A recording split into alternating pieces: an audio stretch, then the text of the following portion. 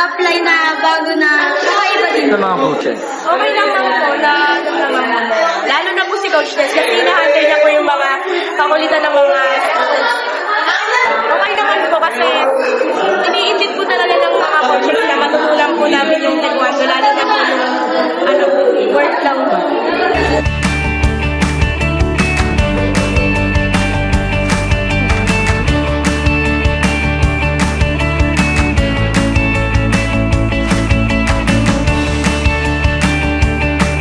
Masaya din. Tapos minsan, nakakapagod pero masaya kasi may natututunan kami sa pagtuturo ng mga coaches. Si Coach Allen. Kasi po, ang galing niyang magturo ng kumse, kung ano yung proper ng mga punch, kicks, dahil po sa kanya. Tapos, cute din niya. Ang cute din po niya kapag nagtuturo. Actually, okay lang po kahit minsan mapipilayan. Masaya pa din.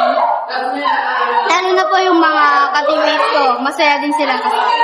Turuan nila kami ng maayos, na handle nila yung schedule na kahit mahirap kaming turuan, na handle pa rin nila kami. Lahat po sila kasi magaling po sila magturo at mababait, nakikinig sa mga problem ng student at masaya po sila kasama.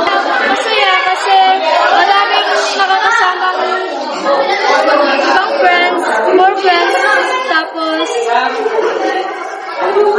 mababait din ang mga students sa Binay.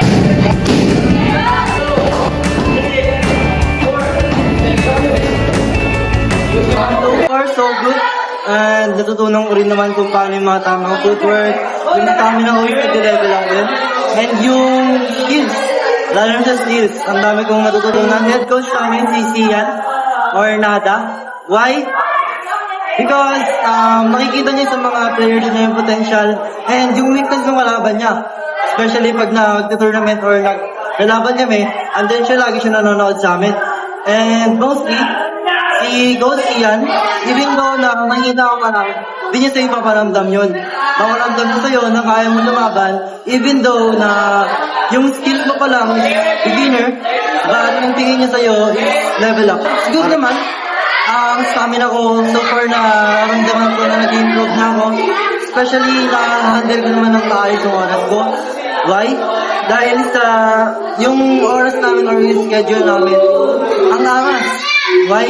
Because yung beginners and yung experts or novice or advanced, yung mga beginners nahihiwalay sa advanced para mas mag-focus kung ano yung dapat mag-improve at kung ano pa dapat yung pag-aralan namin. Actually po, bago lang po ako dito, mga friendly din po sila, yung mga kagrupo ko po dito, mababait din po, especially po yung mga coaches po na nagtuturo po sa akin. Mahirap din po siya, especially sa flexibility.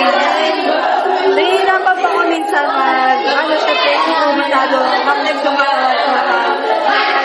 Pag padating na po sa mga labilin.